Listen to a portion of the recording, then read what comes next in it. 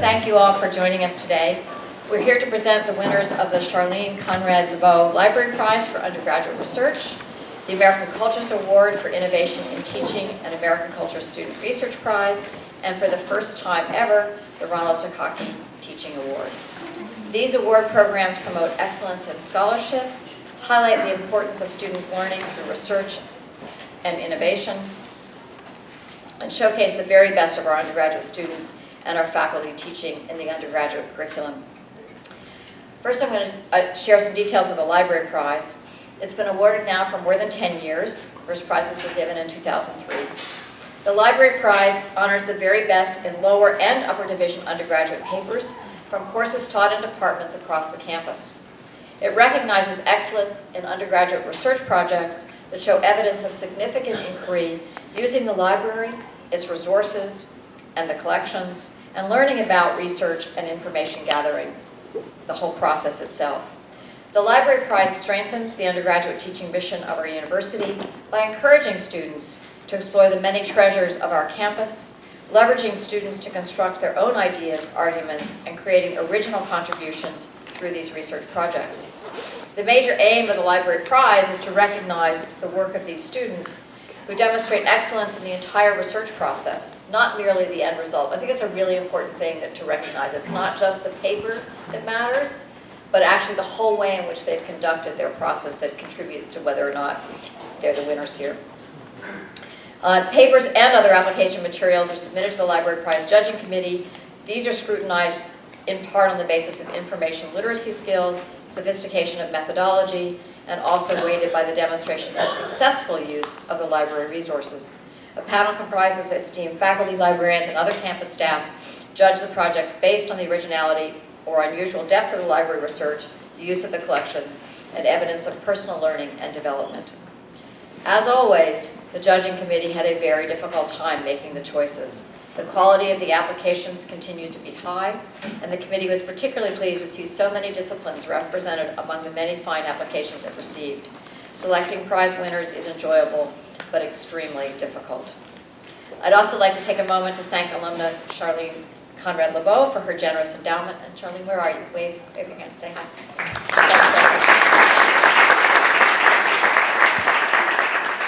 Your support will continue to inspire research among our undergraduate scholars. So now I want to introduce our university librarian, Jeff Mackie-Mason, who will introduce the Library Prize.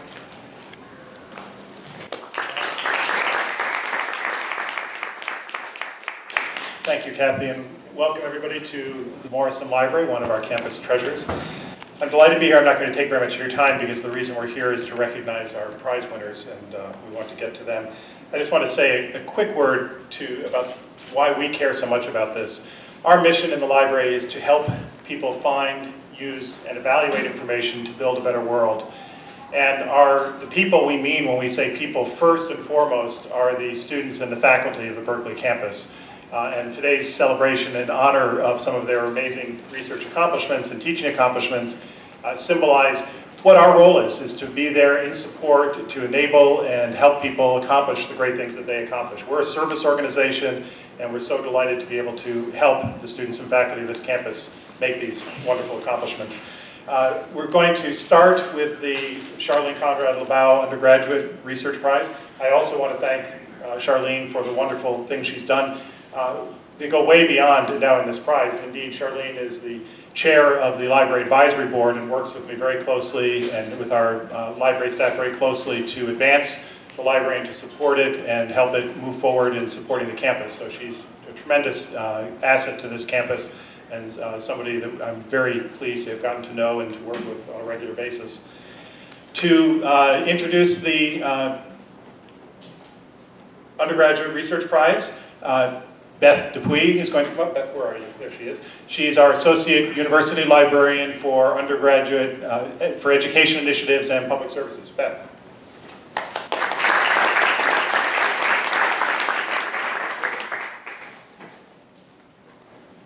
So welcome to the Library, and particularly to the Morrison Library. I'm always thrilled to have representatives, and you guys, you're a pretty big group this year, I have to say. But it's always nice to see people from all parts of campus, and particularly family and friends of the prize winners. So thank you all for being here and making this such a special event.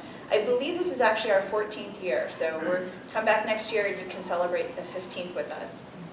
The Charlene Conrad Liebau Library Prize for Undergraduate Research highlights an extraordinary range of the Berkeley Library's print and digital resources for scholarly research, and the value of librarians and library staff skilled at guiding students in finding and using those resources. The Library Prize also recognizes a commitment of faculty, lecturers, and graduate student instructors who inspire students in their courses to explore challenging topics, to articulate significant researchable questions, and to draw conclusions based on evidence.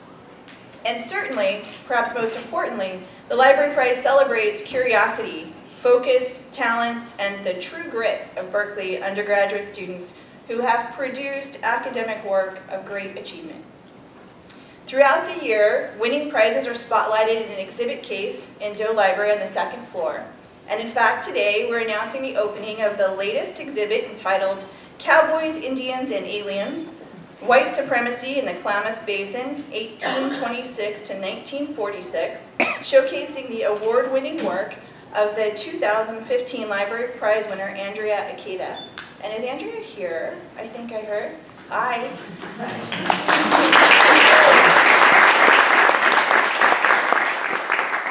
Her paper and exhibit examine relationalities between the disposition and extermination of Native Americans in the 19th century and the incarceration of Japanese Americans during World War II. Before you leave, I encourage you to just walk up the big marble staircase to the top by the Heinz Reading Room, and you can see her case and learn about her research process and maybe even meet her. You'll be around, right? My thanks too to the Library Prize Committee, the judges and faculty, instructors and campus partners, and all the library staff who helped make this whole endeavor possible. This year, the committee reviewed the work of 43 entrants from across many majors and disciplines. Every year, committee members tell me how intensive it is, how exhausting it is, and then in the next sentence they tell me how inspirational it is and how energizing it is to be on this committee. And actually, we have some people serving for their second time, so I think it has to be probably one of the best library committees we have. And indeed, for me, this initiative with the Library Prize for Undergraduate Research really exemplifies what makes Berkeley so remarkable. Significant research requires sophisticated strategies, breadth and depth of disciplinary knowledge, and actually interdisciplinary knowledge, excellent communication skills, persistence, and dogged determination. Uniquely, this award focuses on the student's research process, as Kathy mentioned, and identifying relevant resources and navigating the complex information landscape of today's modern age. For many undergraduate students, deep research is a new undertaking, and the resources of our library are pretty daunting. And there is truth in the quib that success isn't a result of spontaneous combustion. You must set yourself on fire. All of our awardees today are undergraduates who have demonstrated great skill in discovering, interpreting, and analyzing a variety of resources that, when drawn together, led to new insights, recognized by their faculty and today by all of you. So sit back and relax as we celebrate the work, imagination, discernment, and persistence of 7 remarkable students. We are going to start first today with our honorable mention, which is Cameron Silverberg from Political Science, Honors 190B. Cameron Silverberg's honors thesis entitled The Dragon, the Lion, and the Ballot Box, Evaluating China's Impact on Democracy in Africa, explores assumptions about the impact of Chinese investment on democratization of key African states. Through extensive use of primary and secondary sources available through library databases and supported by political science and data librarians, did you know we have data librarians? He was able to bolster his thesis using quantitative statistical analyses. Professor Amy Gurewitz notes, Cameron's multiple regression analyses reveal that there is no statistically significant relationship between Chinese engagement and the democratic decline on the African continent. It is an extremely well-researched paper. So please join me in congratulating Cameron.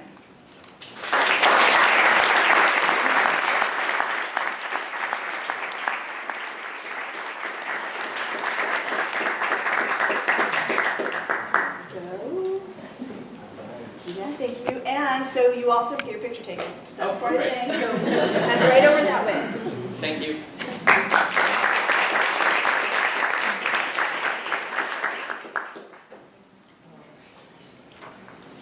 Okay, next up, we're going to start with our lower division, our freshman and sophomore prizes. First, we have Glenn Richardson from History 30. Glenn Richardson's essay, Betrayal in Brussels, the conference that changed international science, is a result of an intellectual journey that began in the Bancroft Library, reviewing the letters and notebooks of Ernest Lawrence, but soon left Lawrence behind. He probably wouldn't want to hear that. As he focused his topic, Glenn discovered the pivotal 1853 International Maritime Conference in Brussels. The more he dug, the more he saw. It is a catalyst for the professionalization of science as it is today. Glenn explains his insight this way. As I read the primary sources, I started to understand why the conference was important.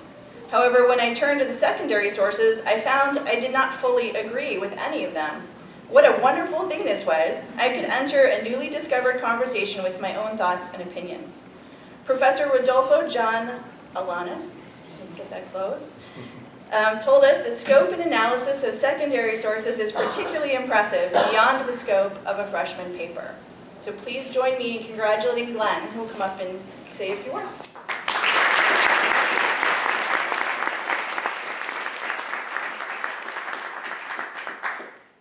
Thank you. I'm actually a freshman physics student, so for me this was a very strange project to do, entering the history of science. It was not something I expected to do at first, but it turned out to be very interesting. I learned a lot about my own field of physics and my science in general, the way in which society shapes it. So I'd like to thank John Alanis. Without him, this was not possible whatsoever. I mean that completely. Thank you all very much.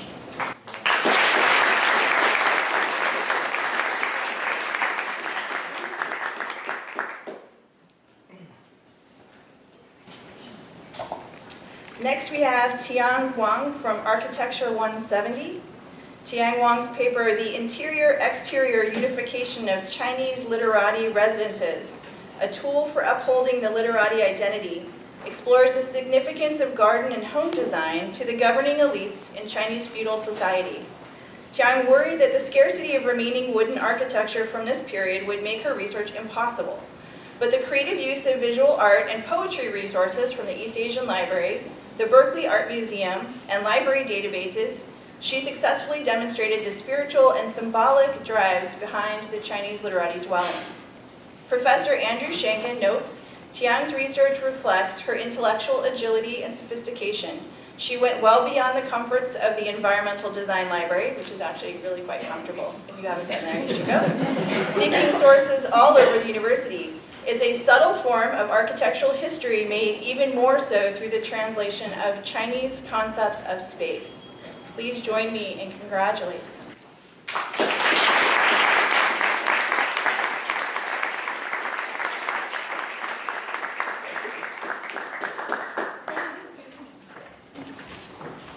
Thank you. Thank you for coming. So I think one of the things about architecture that really fascinates me is its interdisciplinary nature.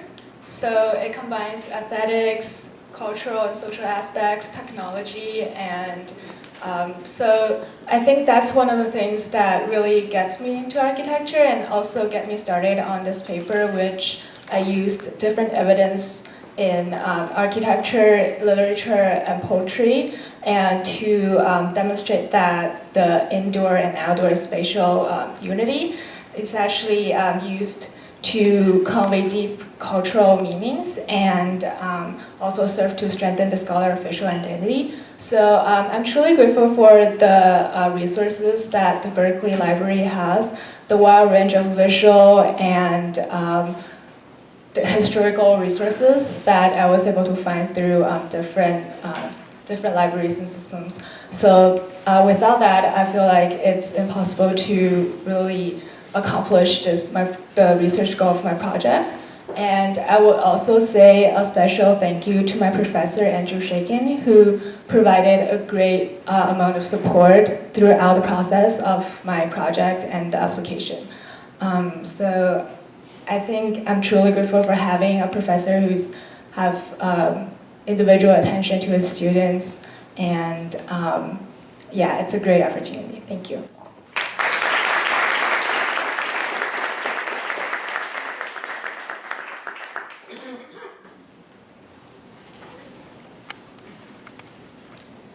Okay, and unless I've lost track, I think we're now moving on to our upper division prizes. And next up, we have James Bradley from History 101.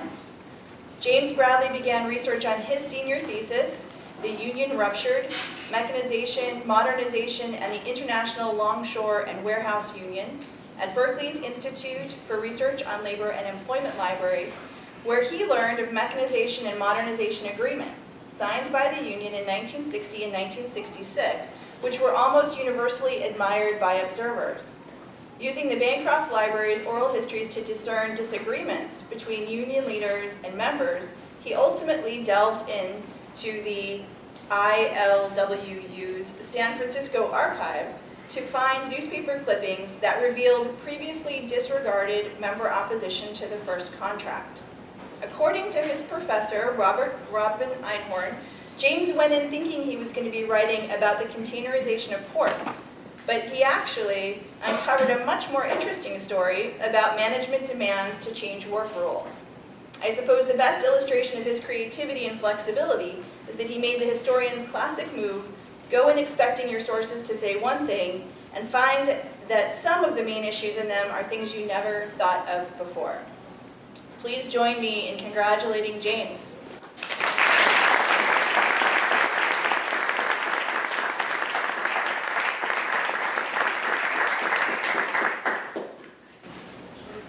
Hello, I just wanted to say thank you so much to the Library Committee for honoring my thesis with this award. It really means so much. I learned an incredible amount about labor history in the United States and the ways in which technology is used to undermine workers' control of the industry. And I just really wanted to thank my professor, my advisor, Robin Einhorn. I took her class, History 7B, my freshman year. It's what inspired me to be a history major. And it's really just an incredible thing to have taken her class as a senior and really focused on this one particular issue with her and at her and as advisor. So, I don't know if she's here, but thank you so much for guiding me throughout my 4 years at Cal. I wouldn't have been able to do this without you. Thank you.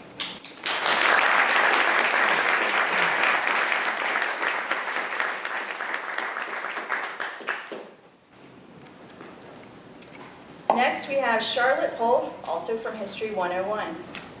In her senior thesis, Becoming Atlantic, A Spatial History from the 17th Century Martha's Vineyard, Charlotte Sanger-Hull argues that early Martha's Vineyard was neither clearly part of Massachusetts or Plymouth, nor did it fall under the influence of New Netherlands, New York.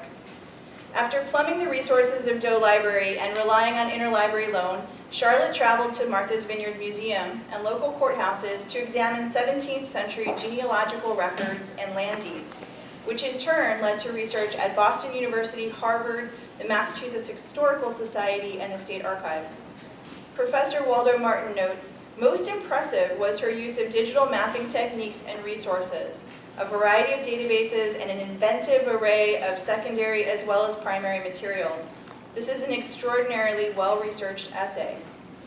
Professor Mark Peterson explains, Charlotte used the material and culture of the island, from land transactions to forms of payment and exchange brought from afar, to show how its commercial connections ranged far beyond the imperial powers that aimed to control it. Please join me in welcoming Charlotte.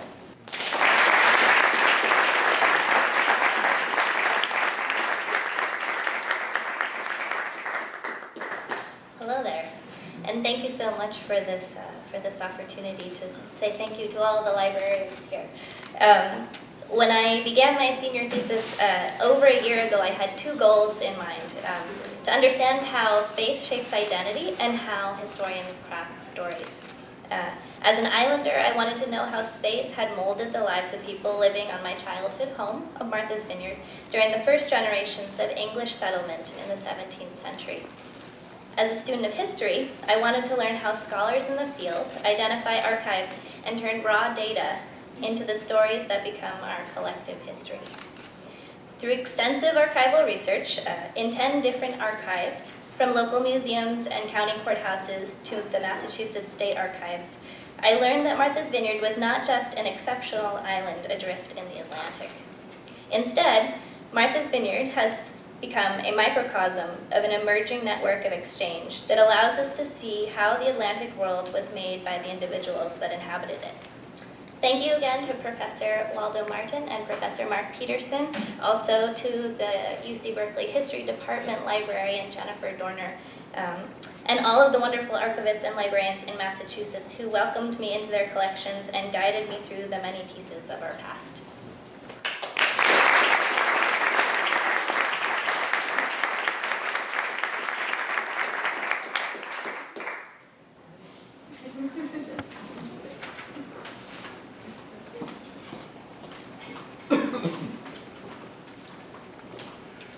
Next we have Marvin Morris from Classics, H195B. Marvin Morris's honors thesis, First in Flight, a comprehensive study of Etruscan winged demons, successfully argues that winged demons found in Etruscan funerary art were a product of native mythology stretching back to the 7th century BCE and not iconography adapted from Greek sources, as previously believed. Professor Lisa Petroncini points out that UC Berkeley has a formidable collection of books on the Etruscans, and Marvin has a wonderful example of how they're being used.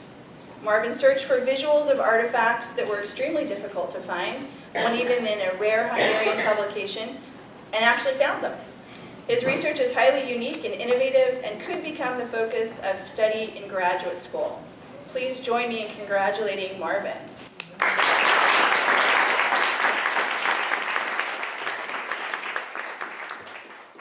Thank you. I'm going to skip the prepared remarks and just say thank you to the committee for giving the Etruscans the opportunity to be recognized. They often fall between the cracks between ancient Greece and ancient Rome in the classics department. Sadly, their non-Indo-European language does not survive, and therefore has been the tendency of classics departments to sideline them. That fortunately is changing very much in the classics department here at Berkeley, and thanks to the mentorship and scholarship of Lisa Piericini and others in the department. So I'm, again, extremely grateful to the library's resources. This library, in fact, has the largest collection of Etruscan materials anywhere on the West Coast, and for that matter, anywhere west of the Mississippi, I believe. We are very fortunate indeed, and again, thank you very much.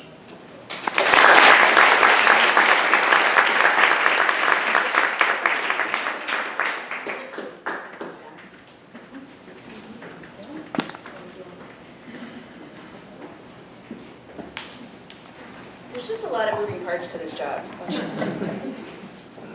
And last but not least, we have Elizabeth Rainey from English 195B. Elizabeth Ford Rainey uses her thesis entitled The Education of Joan Didion to expand our understanding of Joan Didion's formative years as a UC Berkeley female undergraduate in the 1950s and the influence it had on her subsequent writing career. The Bancroft Library's collection of Didion letters and manuscripts included letters to one of Didion's classmates who Miss Rainey later interviewed. She also relied on special issues of the Daily Californian, edited by Didion, found on microform in Doe Library. If you haven't used microform, you should try it. And returned to the Bancroft Library to find Didion's first ever published short story. Professor Scott Saul emphasizes that, in my 13 years at Berkeley, none of my undergraduates have capitalized on Berkeley Library resources as assiduously as Libby Rainey has in her pioneering work. Please join me in congratulating her.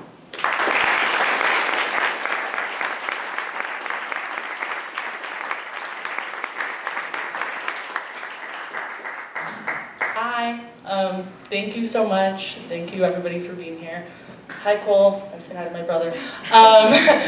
Nobody is better at writing about Joan Didion than Joan Didion herself, and that was probably the biggest challenge of this project. I entered into it basically only knowing that she went here in the 50s, and the two things she said about herself were, one, that she was a terrible student, and two, that she connects not at all to her former sorority girl self. She was a Tridelt, class of 1956. And it was my great pleasure to discover that both of those things were totally untrue, and kind of track how her roots at Berkeley and as a woman in the 50s worked its way into her early works and also continued to influence her. And I just want to say thank you to my human libraries, which include Professor Scott Saul, Georgina Klieg, and all my friends over there, and especially Alistair Boone, who has been my thesis writing soulmate. So thank you so much. Appreciate it.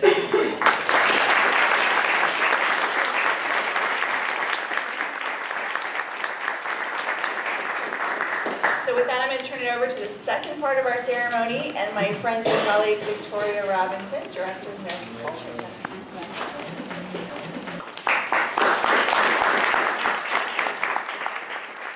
So don't worry, there's a lot here, but some of them are in a group, so don't panic. Nadia, I saw you once say that you have to have 10 inches away from the mic, is that right?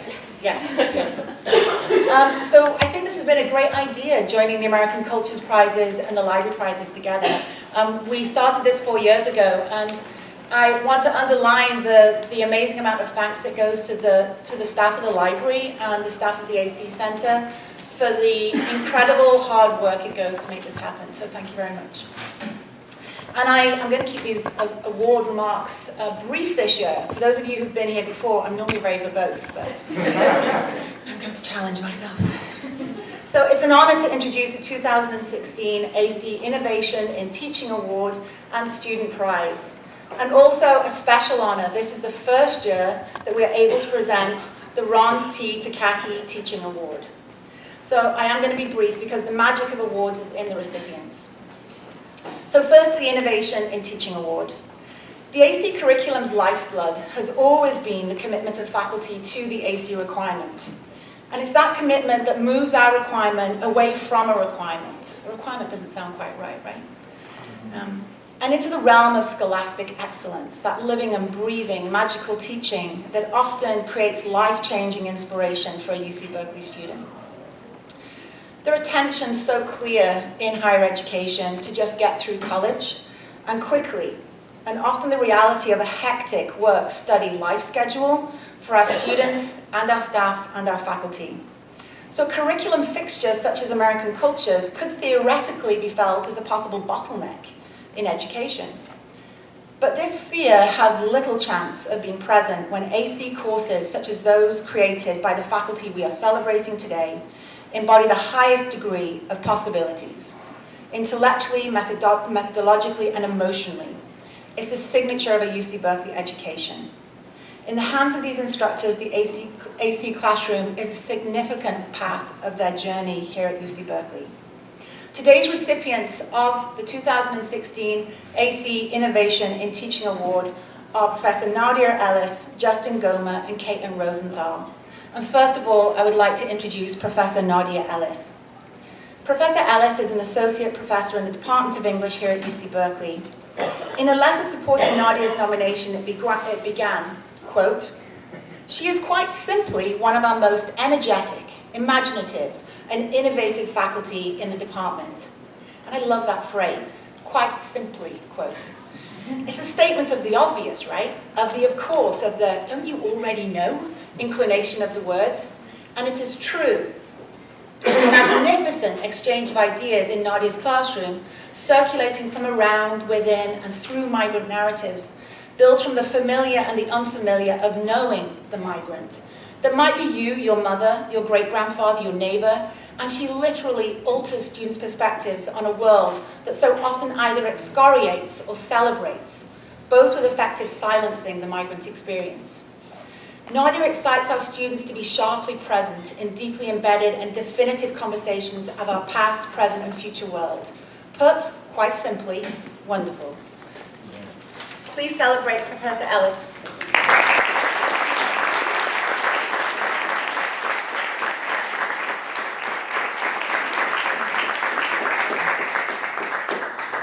Thank you very, very much. It's an incredible honor to be here. And I want to extend my truly, truly heartfelt appreciation to the committee for awarding me this prize. I'm humbled and honored to be sharing it with such wonderful colleagues here at Berkeley And I'm thrilled to share this lectern with the students who got prizes today, incredible students whose gifts and investments have been so beautifully acknowledged. The prize committee said I could take a few minutes to say some words, and it really matters to me to say something about teaching's meaning as it's come through for me at Berkeley. It's because I had some remarkable teachers that my life has taken the shape that it has. Mine is a life whose adventures have been defined by far-flung travel and migrancy, and by wild traversals of the mind and of literature and art and culture that have literally constituted me. My parents were both teachers. My father was in fact a preacher. And I think I get my sense of pedagogy as something fully embodied and somehow even musical from him. My mother was always grading papers, always, late into the night.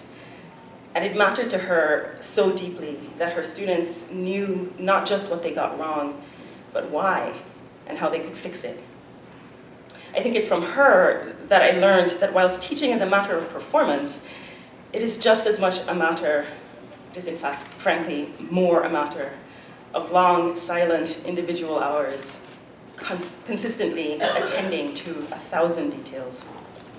And that in fact, each student assignment is a version of a student's own 1,000 details to be attended to, often late into the night and under a fluorescent lamp.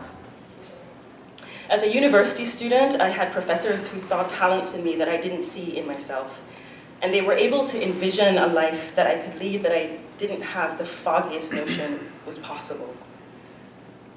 This is moving to me, not just because it is so deeply true, but because I see how I model their influence as one of the key interventions that I make as a teacher at Cal, and especially as a teacher in the American Culture series.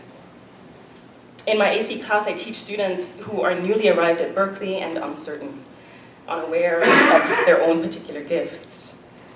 It is a profound thing to see for one's students their glories, to articulate for them their own yet unclaimed insights, and to hold their hopes for them until they are ready to grasp them for themselves. It was teachers like Cordella Forbes, Mervyn Morris, not to be confused with Marvin Morris. I love that coincidence.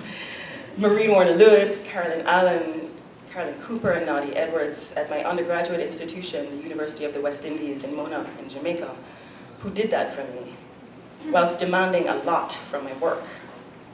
And professors like Daphne Brooks, Tim Watson, Diana Fuss, Val Smith, and Simon Gikandi, who did it for me as a graduate student at Princeton.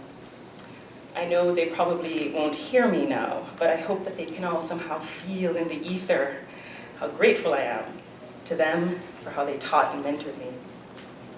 I work in the way I do and teach in the way I do for my students, especially students who don't yet know their own genius, because it was how I was taught, and that made the difference for my whole life. Thank you.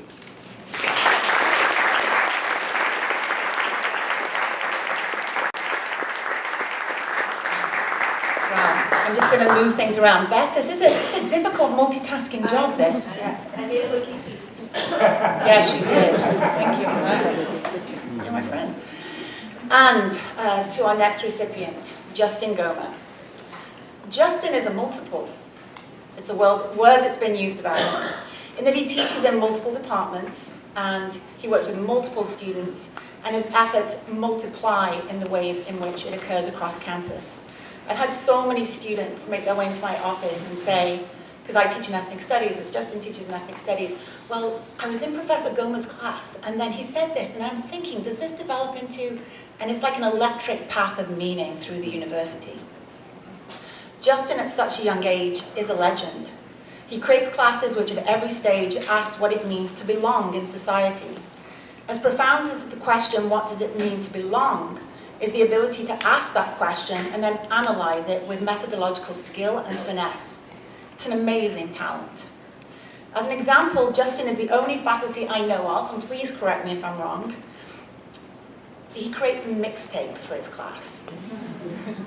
And perhaps in his remarks, Justin can share with us what is in that mixtape. And also, can we get a copy? Please celebrate Professor Justin Gomer with me.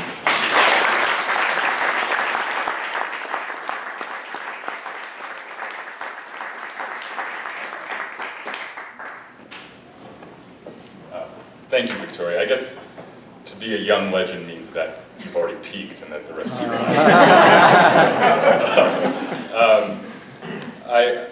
I don't really have a lot of insights to offer into sort of teaching. I'm still very new at this and trying to figure it out, but I think it's important that I thank the people that have sort of made me the teacher that I am.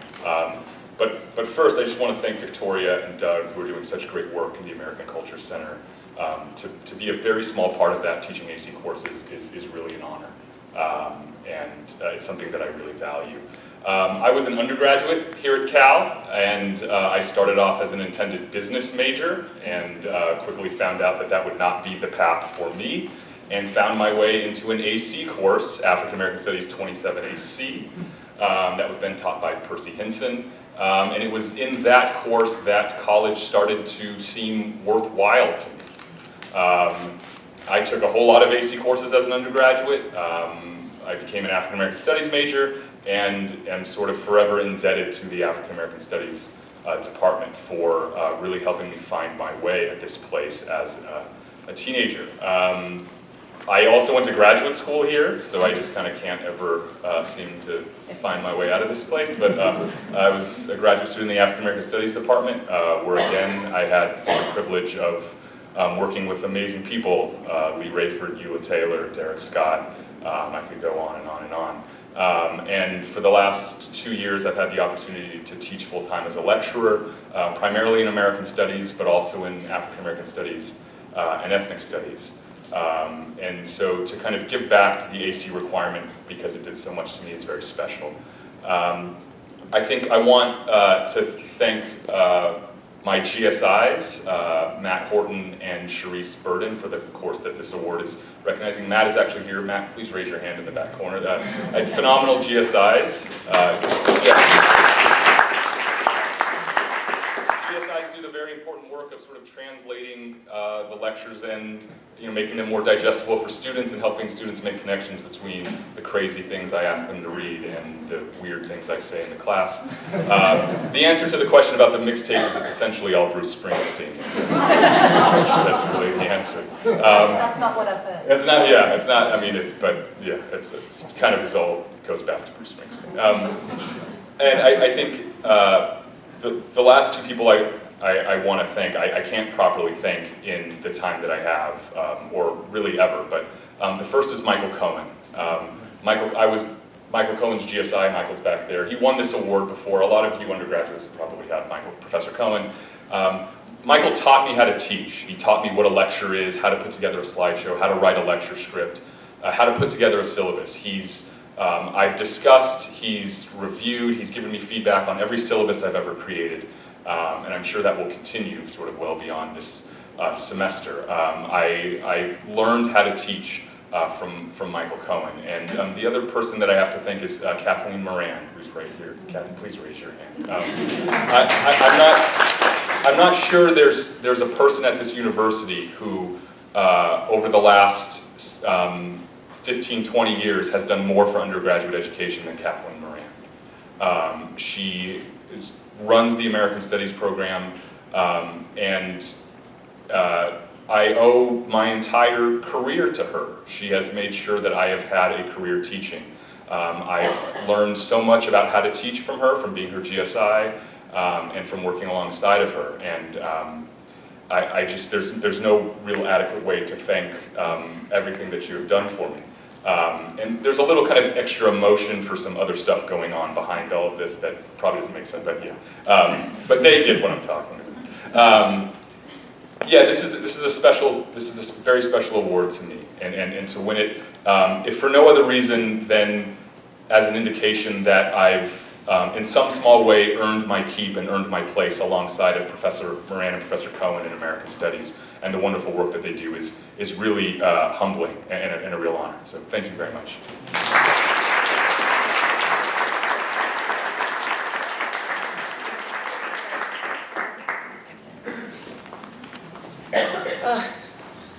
I get shivers down my spine every year when this time comes around.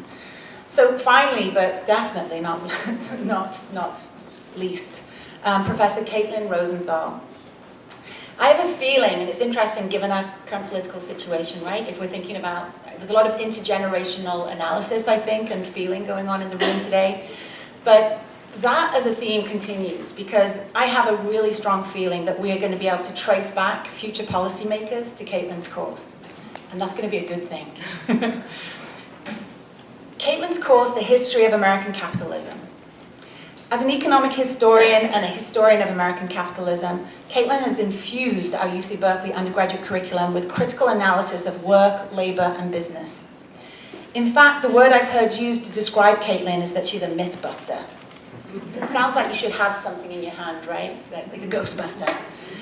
Caitlin carefully disrupts for our students through the use of many primary sources and narrative accounts, the seemingly straightforward development of business and management practices as outcomes of building industrial capacity.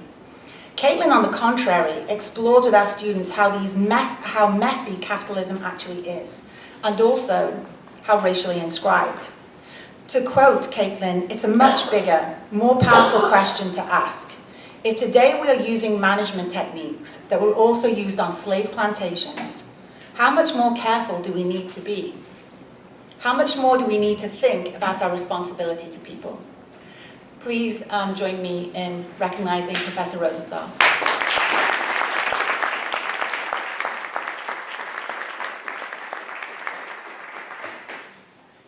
Thank you.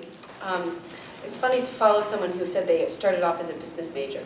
Because I think all the business majors and the finance students at UC Berkeley who get to their senior year and they haven't done their ACA requirement come to take my class. I have like what you might call an adverse selection problem. But that's the thing that I love the most about the class. I think students sign up thinking that they're going to get a little American cultures along with some business, some finance, some study of money.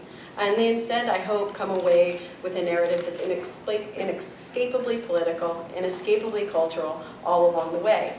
That we talk about things that they're used to thinking about as neutral, like where does money come from, how does it work, like insurance or banking, like entrepreneurship. And that they take the ideas that these things can never be neutral, can never be amoral, and they take them with them as they go on to start their own businesses, to think about writing policies themselves. And to think about how choices that they might see as in the pursuit of profit or in the service of shareholders are always going to be political and can have long-lasting consequences for the social ordering of American citizens. So if there's an adverse selection in getting my students, I wanted to also acknowledge that the first time I taught this as an AC course, I was probably a bit of an adverse selection candidate as well. I arrived at in the history department 3 years ago and someone said, well, we got to get enrollment, so you need to put in your application for an AC requirement. And the first time I did it, I read the rules and I thought, oh, I can do this. And in the 3 times I've taught the course and the other opportunities I've had to interact with the AC program, I feel like it's made the class so much better. Now it is really through and through an AC class, and it's a piece of my own curriculum that couldn't be better. And I really wanted to particularly thank Victoria for her help in making that happen. The last thing I wanted to say, and this is in some ways commonplace, but it's always worth saying, is the thing that's really been the most important for me about teaching the class is in the end how it's helped me to think through questions in my own research. It's making my own work so much better that I'm having these conversations with students. We always end the class with the financial crisis. And we do the financial crisis 3 ways. And the message of the class isn't that one of these ways is right, but that there are a lot of different ways to tell stories. Now, after the financial crisis in 2008, there were lots of calls for humanists and social scientists to kind of get a seat at the negotiating table, that it shouldn't just be economists, we needed to also have other different voices making policies. But it's not always clear what role a humanist has to play, sitting at a policy table or thinking about economics. And teaching my class and working with them, cycling through different kinds of narratives, and thinking about how stories have political and economic consequences has really made clear to me how I need to be thinking about that as I write my own work. Because humanists, historians, English scholars, we may not be experts in supply and demand, but we're experts in how stories are told and in the many things that get erased and made visible as we tell stories.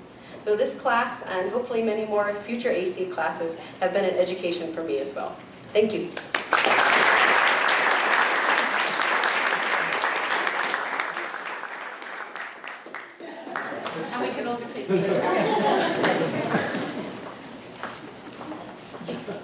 heard that promise, right? More AC courses? Yeah, good. I thought we all did. So now this is kind of an interruption in the program if you've been here before. What a joy and gift and how generous. I'd like to introduce Carol Takaki, who will introduce the first Ron T. Takaki Teaching Award. Let me use a visual to kind of frame this award. This award is going to be awarded to those who chip away at the stubborn walls built around justice, equity, and freedom, whose efforts inside and outside the classroom inspire with humor, courage, dignity, passion, and brilliance. They inspire a community to join them in chipping away until finally those walls fall. So if you could just join me in welcoming, please, the wife of Professor Ron T. Takaki, Carol Takaki.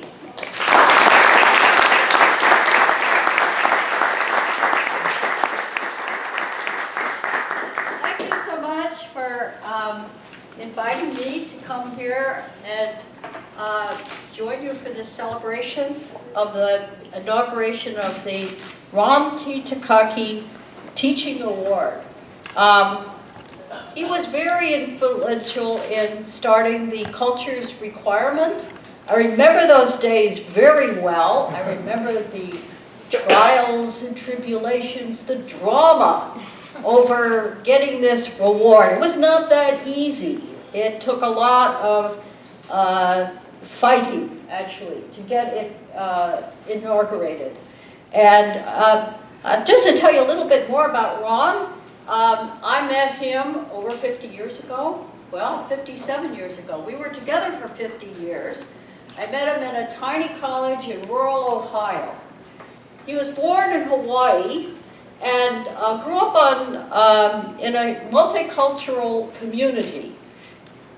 His mother and father both have roots in Japan. His grandfather came in 1886. When did your parents come to this country? Your grandparents, your great-grandparents.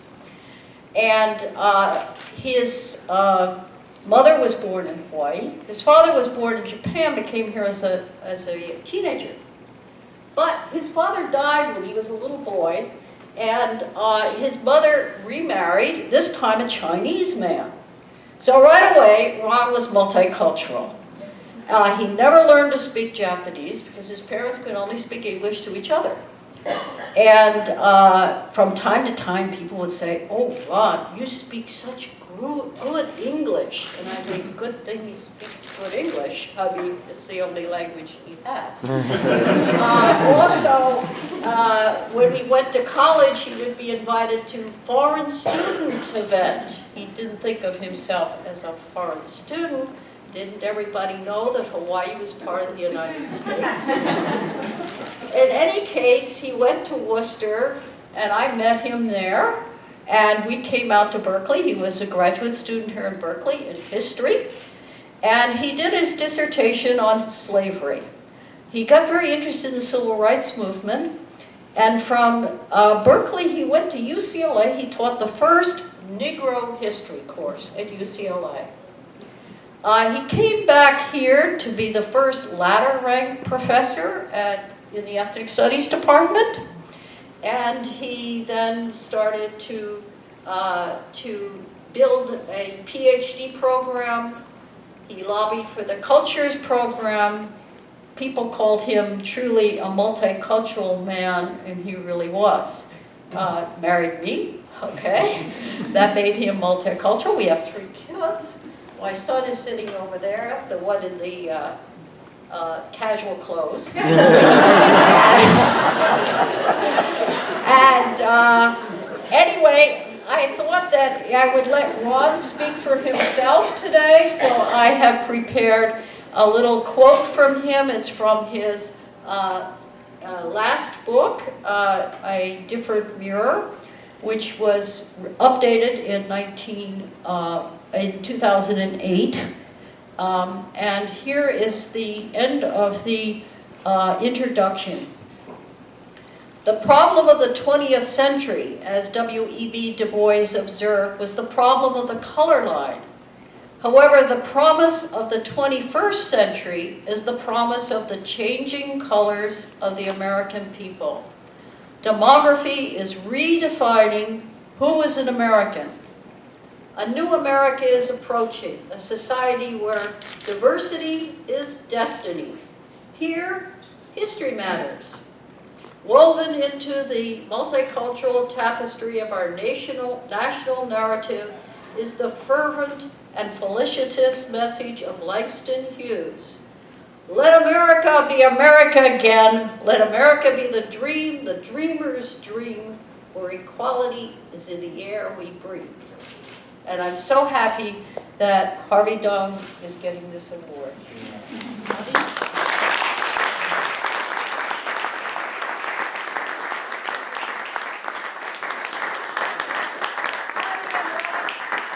Harvey and Ron go way back, okay? Okay.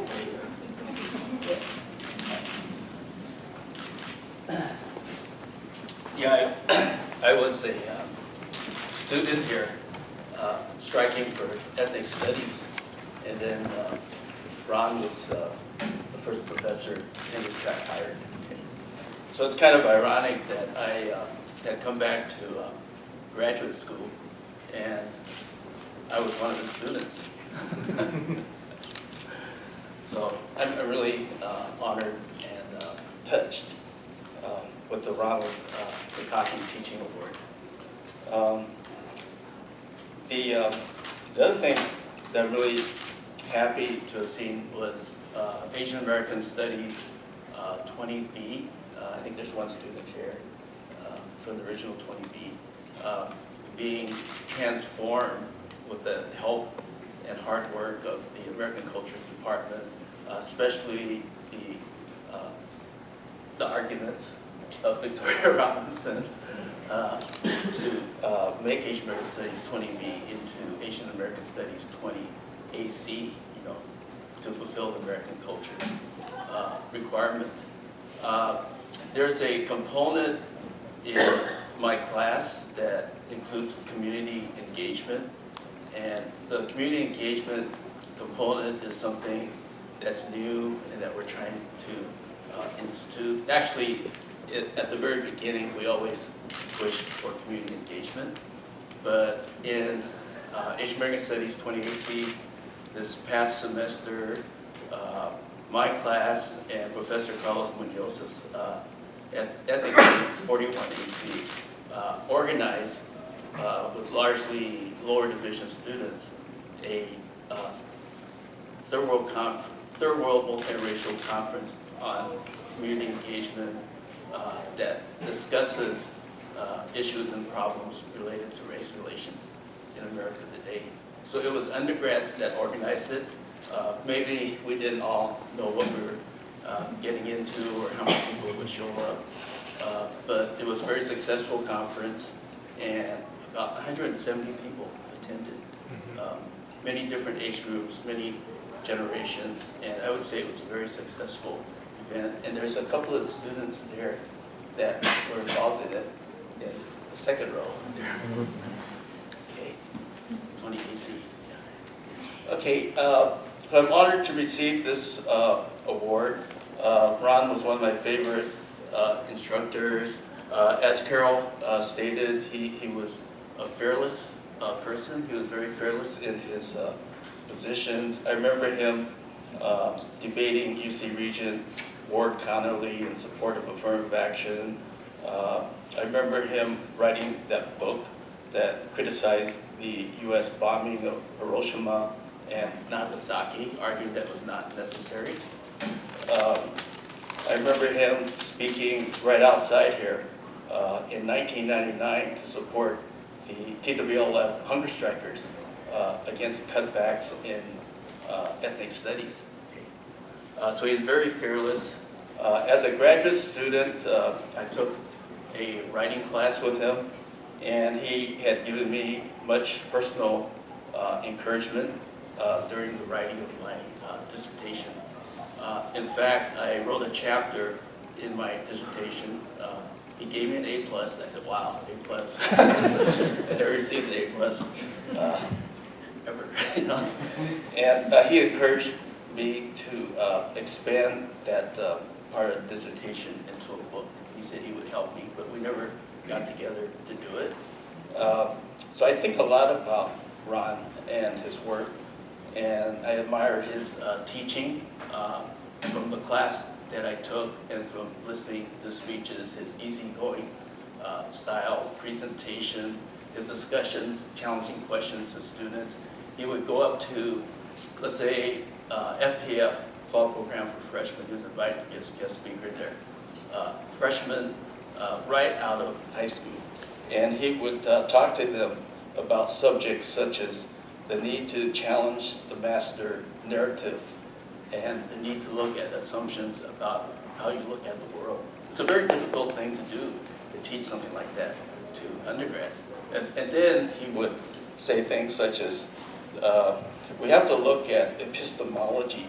Do you guys know what epistemology is? And then people would, yeah, I do, you know, that kind of thing.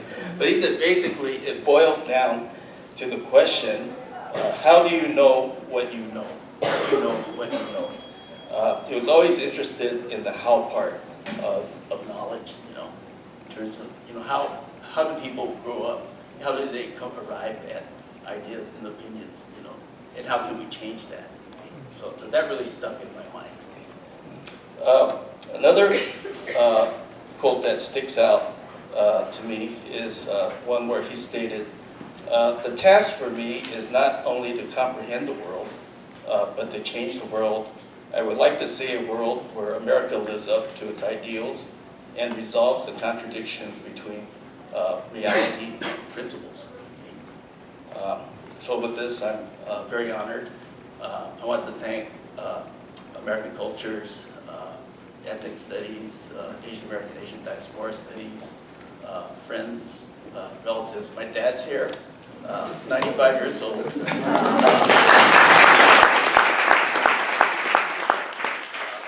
His story, I use in my classes too, because he was a student here at UC Berkeley, transferred from junior college right in the midst of World War II, and he was drafted, you know. So in his junior year, stepping foot at UC Berkeley, he had to step onto the troop trains, okay, into World War II. Okay? So that's a story that I try to ingrain in terms of my teaching. What happened to that generation? Well, actually, it led to me being born. Okay, so with this, I'm honored. Thank you.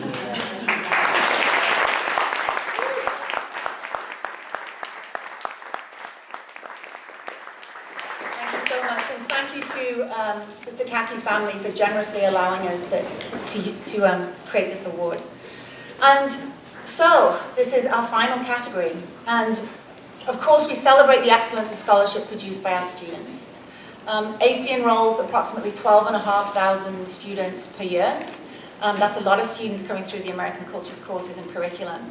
And the submissions to the AC prize this year were astounding. Truly, the selection committee did have that very difficult task. These research projects and essays add levels of analysis and inquiry that so often stretch from the classroom. And it's 15 weeks into a career's commitment. Don't worry, I'm not going to keep you to it, students, but that's sometimes what happens. Sparkling brilliance, hard work are of course well known in our Berkeley student body, but I think that what has impressed the selection committee over the years of those who read the submissions is the presence of what the students themselves are naming as research justice. Research justice. By this we mean that the students demanded their projects and their papers not to be housed away or filed away in an instructor's cabinet or their own Word documents, but a presence of multiple voices and deep histories and a justice to the complexity and projects' concerns, and that the projects have to move. They have a mobility to them. They have a speed to them. They almost have a flight path towards legibility, not just for themselves, but for the many. And those characteristics are so emblematic of the students that we're recognizing today. Istafa Ahmed. Istafa's project for which she is being recognized is incredible. My Blood Body. Istafa focused on an untitled piece by Tamika Norris that involved the artist cutting her tongue, and to quote Istafa, dragging it deliberately across the gallery wall, replacing both brush and paint with her mouth and blood and saliva as her medium. Her performance tests her ability to endure pain, as well as the audience's ability to bear witness to that pain, end quote. Istaffa's paper contextualized the socially and historically silenced, racialized, gendered rape culture that enslaved women endured in both private and public spaces. Istaffa's paper was the epitome of powerful creative writing, and the selection committee were left in awe of her ability to combine a driving theoretical analysis and emotional volume control that left us all stunned. Please welcome Istaffa and congratulate her on her award.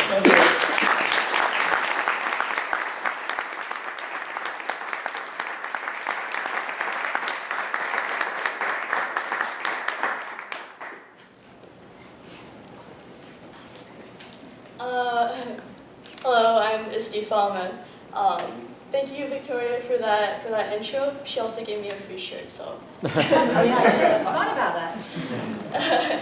Yeah, so I'd first like to thank my family for traveling several hours to come and see me speak for 2 minutes. They somehow raised me, so I think they're really the ones to thank here. I'd especially like to thank my mother and my greatest inspiration, who's in the audience before us today. I hope to one day be at least half the fiercely independent, strong, and intersectional woman that she is. I love you, Mommy. I'd also like to thank Julie, who's also here in our audience today, my GSI during my freshman year. She taught me everything I know about writing, and she was ruthless. And I'd also like to thank Professors Laura Perez and Keith Feldman for being such radical human beings, and they're so woke.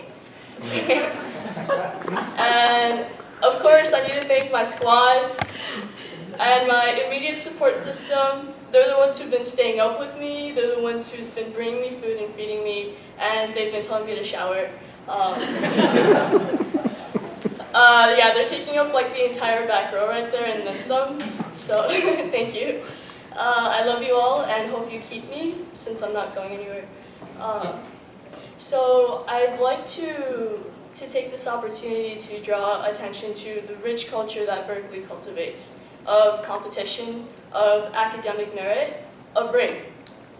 This university has recently received some attention regarding its responses to sexual violence on this campus, and we cannot address sexual violence as if it's only a recent and isolated phenomenon, right? This institution is structured by the very logic of sexual violence. It's not that we innocently don't know. We have no consequences whatsoever, which perpetuates a severe abuse of power in multifaceted layers and disproportionately marked onto the bodies of women of color who receive little to no attention whatsoever. So I demand university accountability of the severed body, and I'd like to leave you with the flesh marks of political violence that scars us all. Let us listen to these scars. Thank you.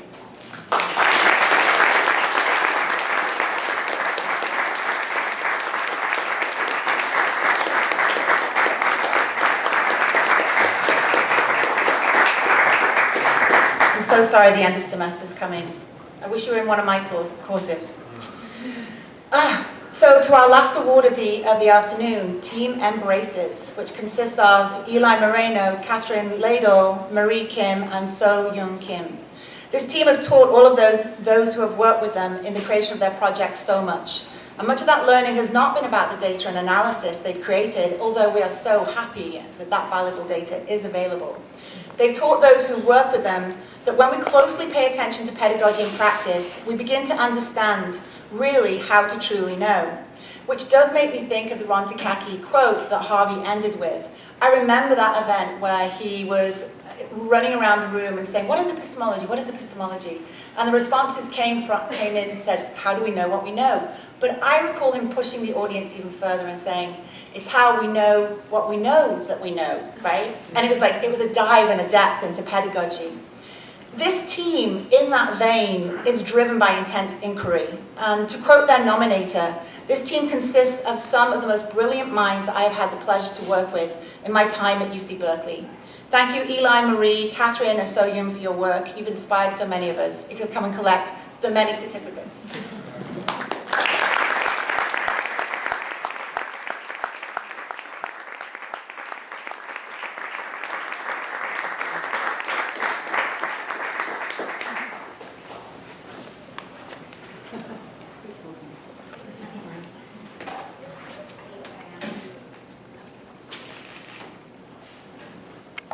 give me a second here. I'm going to review my notes.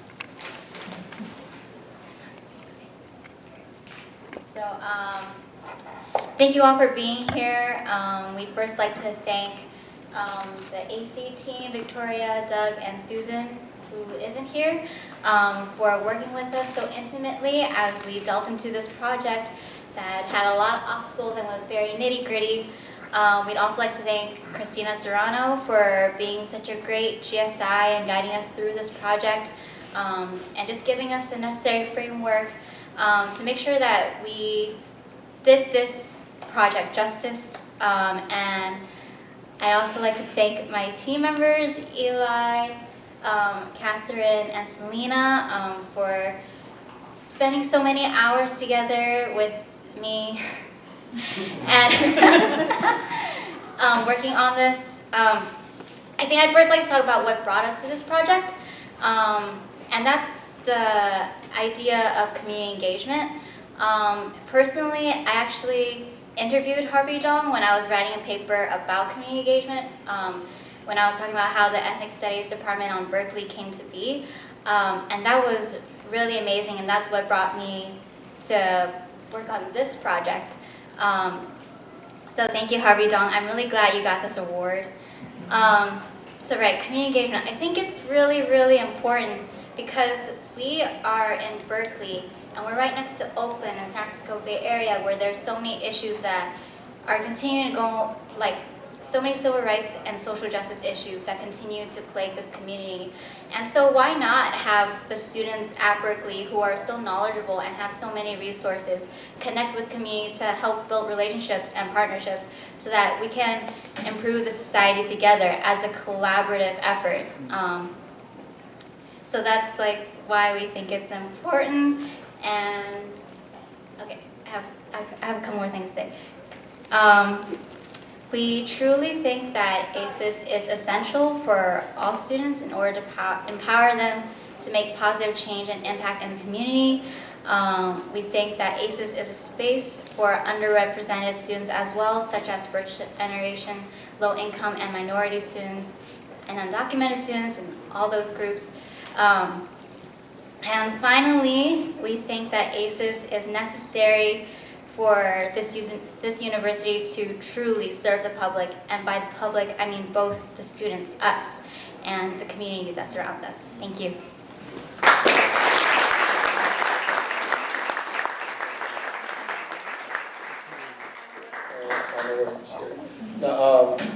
I truly believe that ACES is essential for first-generation college students, and it makes the campus smaller.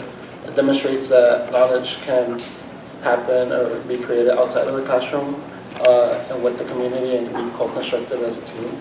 And as an example, we're standing here as a team.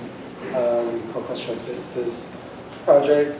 So yeah, I truly believe in ACES, and Victoria and Doug and Susan. Thanks, guys.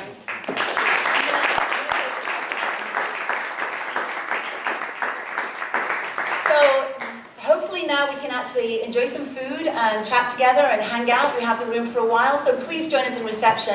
And thank you so much for the friends and family, staff, faculty, and students who've joined us today. Thank you.